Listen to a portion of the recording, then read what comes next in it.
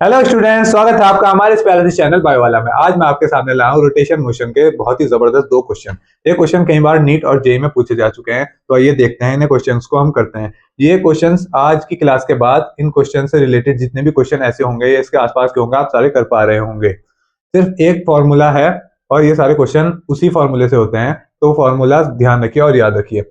इसमें हमें सबसे पहले क्या दिया है, क्वेश्चन में क्या पूछा गया है। क्वेश्चन में पूछा गया है एंगुलर एक्सेलरेशन निकालना है हमें इसका। एक रॉड है ये यहाँ से अटैच है, ये इस उस पॉइंट पे अटैच है और हमने इसे यहाँ से छोड़ा। तो जब ये थीटा एंगल नीचे आ गई रॉड, तब इसका एंगुलर एक्सेलरेशन पूछा कि एक रॉड थी उसे छोड़ दिया, जब वो थीटा एंगल नीचे आ गई तो उसका एंगुलर एक्सेलरेशन क्या होगा। तो आइए देखते हैं। जब ये रॉड थी, ये रॉड है, इसे हमने यहाँ से छोड़ा, ये कुछ एंगल थीटा नीचे आ गई, तब पूछा इसका एंगुलर एक्सेलरेशन क्या है। हमें देखना है इस क्वेश्चन में लग क्या रहा है।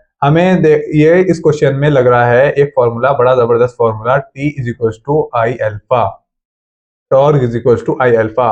और एक फॉर्मूला है torque is equal to R cross F. क्या लग रहा है इस क्वेश्चन में? T is equal to I alpha और torque is equal to R cross F. ये दो चीजें आपको याद रखनी है और रोटेशन के जो भी इस तरह के क्वेश्चन होंगे आप सारे सॉल्व कर पा रहे होंगे।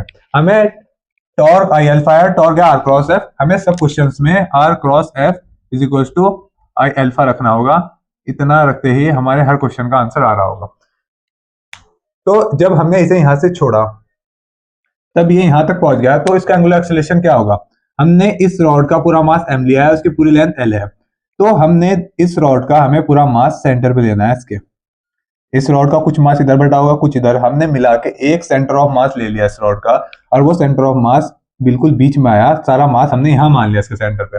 इसके सेंटर पे नीचे फिर मास मान लिया, तो यहाँ से नीचे लग रहा होगा फोर्स mg, मास इसका m है और g एक्सेलरेशन।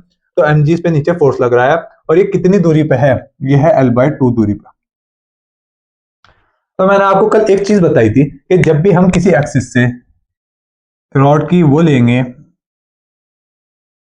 दूरी लेंगे, तो हम वो दूरी लेंगे जो परपेंडिकुलर वाली दूरी होगी।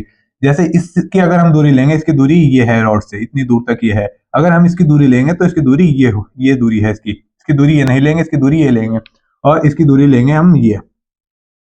तो हर उसकी परपेंडिकुलर डिस्टेंस, जो सबसे करीब वाला डिस्टेंस है वो लेना है हमें। एक्सिस से जो परपेंडिकुलर डिस्टेंस है, बिल्कुल सीधा डिस्टेंस, हमेशा वो ही लेंगे। जब भी हम लेंथ लेंगे तो ये वाली लेंथ लेंगे। तो हमें पता है कि हमने देखा कि यहाँ तक की, हमें यहाँ से यहाँ तक की लेंथ लेनी है l/2। ये थीटा डिस्टेंस पे है, तो यहाँ से अगर हम यहाँ लेंगे तो l/2 ऐसा है ना, ये थीटा है और ये l है। तो ये l है, तो ये l cos थीटा हो जाएगी नहीं, और ये l sin थीटा हो जाएगा। ऐसे ही अगर ये लेंथ l है और हम ये वाली लेंथ ले रहे हैं l/2, ये l/2 है, तो ये l/2 cos थीटा हो जाएगी। ये लेंथ हो जाएगी l/2 cos theta, l/2 cos theta.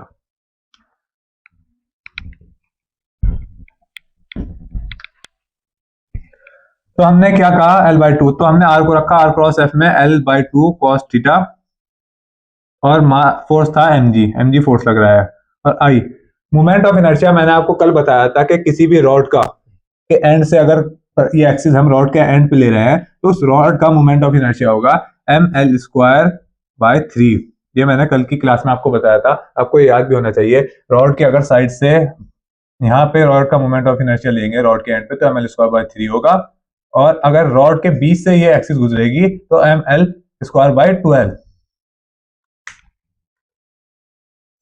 ml²/12 होगा आंसर।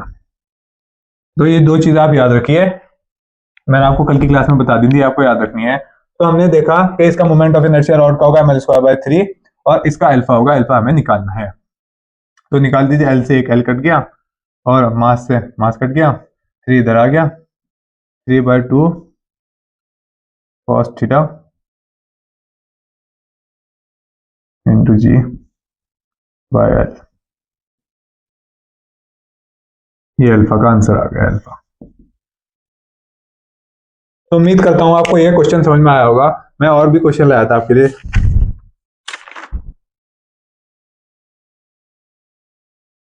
ये क्वेश्चन आपको समझ में आ गया होगा, और एक क्वेश्चन ये है बड़ा जबरदस्त। इस क्वेश्चन को मैं आपको दोबारा बता रहा हूँ। इस क्वेश्चन में मैंने बताया कि एक रॉड है, उसकी लेंथ l है, उसे हम यहाँ से छोड़ रहे हैं। जब वो किसी थीटा डिस्टेंस चल रही, थीटा एंगल चल रही वो, उसके बाद उसका एंगुलर एक्सेलरेशन क्या होगा। तो ये नीचे किस लिए चली, क्योंकि इस पे नीचे कोई फोर्स लग रहा होगा और उसकी लेंथ है एल, तो आर क्रॉस एफ लगाएंगे हम इस पे टॉर्क का फॉर्मूला।